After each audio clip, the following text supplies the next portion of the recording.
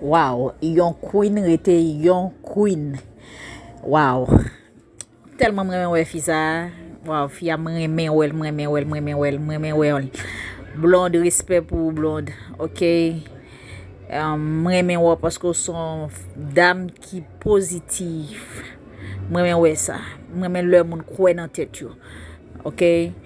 Wow, vraiment apprécié. Comprendre? Pas grand ou lage moi-même pour pas poster sur Chanel moi. Wow. En tout cas, bien enjoy. OK. Alors, respect pour Blondie. OK.